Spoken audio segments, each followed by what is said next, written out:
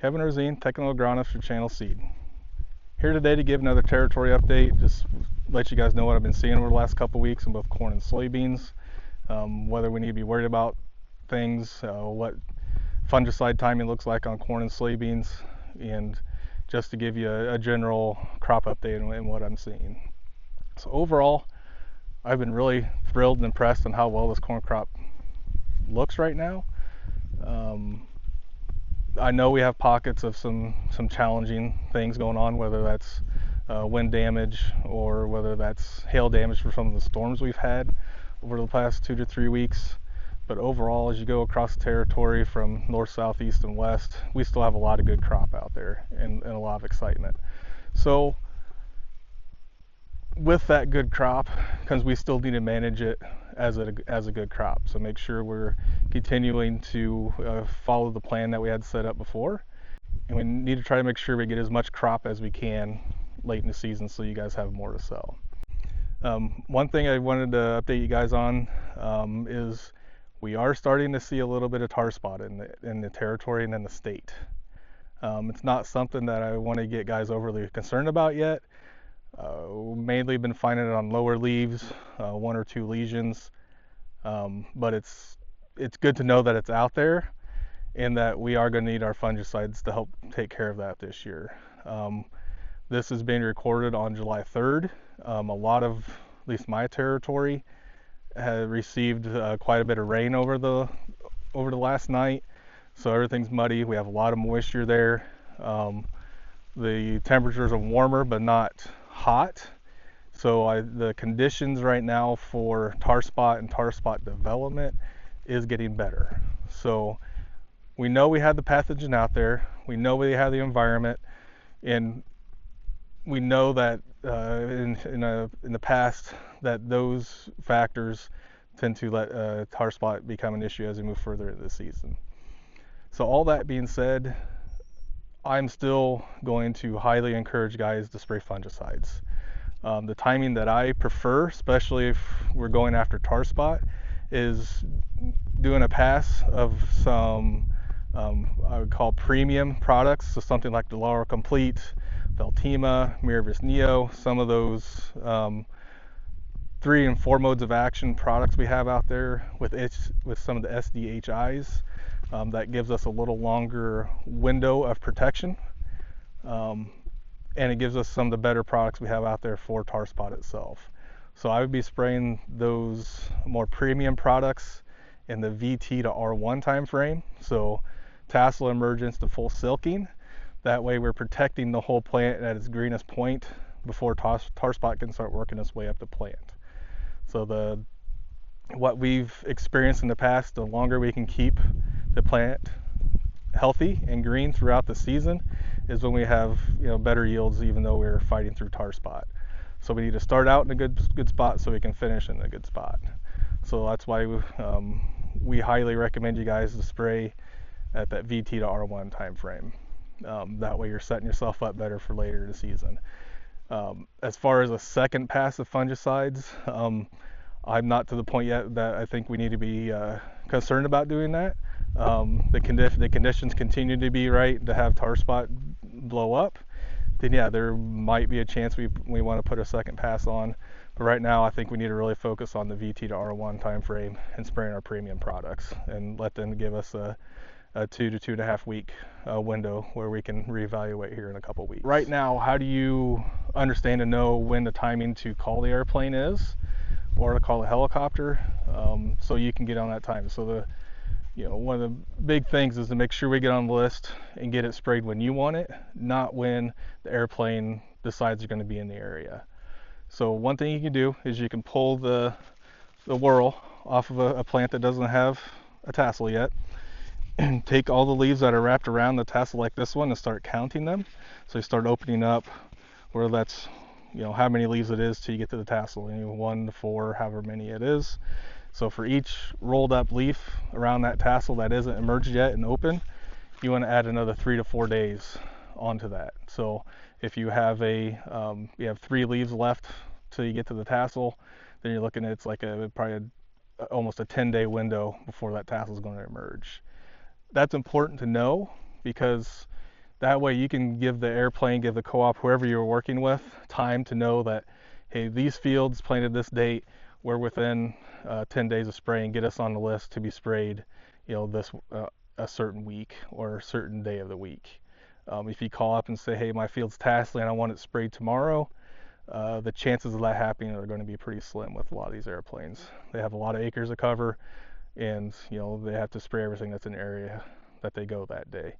So getting them as much update as you can before they fly, as heads up as you can, will give you a better chance to get it applied when you want it to be applied.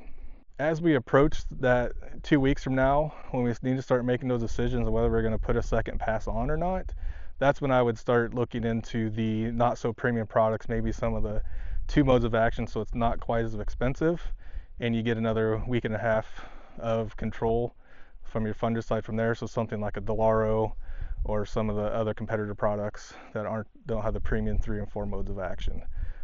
That way you're getting those out there to help protect later season diseases for like gray leaf spot and northern cornleaf blight if it moves in. So a premium pass at VT to R1, and then if we need to do a second pass, which I'm not saying we do right now, but if we do need to, we can go through one of those not so premium products to get a little cheaper pass but still get some protection out there. Guess sticking through other things that we have going on in the territories, I don't think it's any surprise we are starting to see some rootworm beetles and some rootworm feeding in areas. Really, those areas we're finding them as storms go through and the wind blows down, so it's not like they're falling down on their own. But what happened this winter is coming out in the summer now. We had a warmer winter, less winter kill. So we are seeing more beetle emergence and rootworm survival than we've seen in the past, and we do have damage out there. It's not something that I'm alarmed about, but it's something to be aware of as we move into harvest. I'd be targeting some of those fields that you think you might have some rootworm damage on the earlier side of harvest. That way we don't have a windstorm come through late and blow it down and make it a bigger challenge for you. But we also we need to know what's out there and to scout for it. So if you have any concerns, don't hesitate to reach out to me or your other channel agronomists. Be glad to come out to the field and dig some roots and talk with you a little bit about it to see what we're seeing and whether or not we need to be concerned for the future. And also, if you're really concerned about rootworms and how they're going to impact you in the future, we could always put up some sticky traps. I have some with me. Your other channel agronomists have them as well. We can put some up here right around tasseling so you can start seeing emergence and how many beetles you have. That helps you plan for the future and what technologies or what crop rotations you might use in the future. So if you need any rootworm sticky traps, you will need us to come out and dig some roots. You want us to come out and walk through your fields a little bit, see if what diseases we're finding. Don't hesitate to reach out to your channel agronomist. We're here to help you guys. Now, as I transition, thinking about the soybeans across the territory, once again, I think they look really, really good for some of the conditions they've been in. And one thing that always amazes me about soybeans is how well they adjust and how well they cope with some of the challenges that they've had. So some of the earlier beans that were planted are in that full R2, between R1 and R2 reproductive stage. In some of the later planted beans, even though a little shorter, been seeing that they're anywhere from flower to full flower as well. One thing as we move forward into the season is understanding the reproductive growth stages that we're at. That way we know when the right timing is to apply fungicides on soybeans as well. In the past, and I think in the growth stage that we get the most bang for our buck is that R3 time frame. So when the plant has on the top 4 nodes has a small, any of those top 4 nodes has a small pod starting on it. That's when we want to trigger to start spraying our soybean fields with fungicides.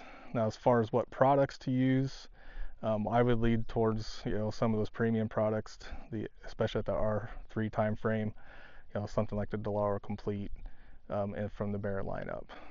So that way we get the best products we have out there, and also we get that little longer protection out of those premium products on those acres as well. One condition that might make us trigger that fungicide application a little earlier would be if we have white mold starting to show up. Um, the conditions are starting to turn out right for that. We're not cool, but we're on a cooling trend from what it was a week and a half ago. We definitely have the moisture to do it. We also have the crop at the right growth stage to start letting that pathogen in, where we have flowers, dead flowers, flowers falling off and pods starting. Those are the entry points for the white mold complex to come in. So if you feel like you're in a field that you've had white mold in the past, you maybe have a variety that's not quite as tolerant to it as another one, or you're just really concerned about white mold moving in, that's when we might move up our application timing from an R3 into around an R1, R2 application, which if you're going to be out there trying to control for just white mold, you really need to be triggering those applications fairly quickly here in the future. So a lot of our good premium products that we typically spray on fungicides, the Laura Completes and the like, do have decent control of white mold. We need to make sure that we spray earlier than we typically do just for general plant health at R3. I know a lot of our plants, a lot of our areas are already past the R1 time frame. That's usually the best time for white mold control, but with conditions changing, if you're in that area with white mold, definitely start thinking about maybe spraying your soybeans and touch early. Other than that, I think overall the soybean crop looks really nice. We have fields that when they got the weed control figured out, they look great. Not much weed regrowth, very clean fields. The fields have canopied over, and we're sitting in a great spot for soybean yields in the future. We definitely probably need, even though we all got rain here over the last day or two, another rain in that late July, early August to help get the beans filled out for the pods that are there and get the seeds set and going. I think yield potential is still really high for our soybeans in the area. With that, I think that's everything I wanted to discuss today. As always, if you have any questions, don't hesitate to reach out to myself or to any other channel agronomists on our team. Be glad to come out and help you guys with what you need.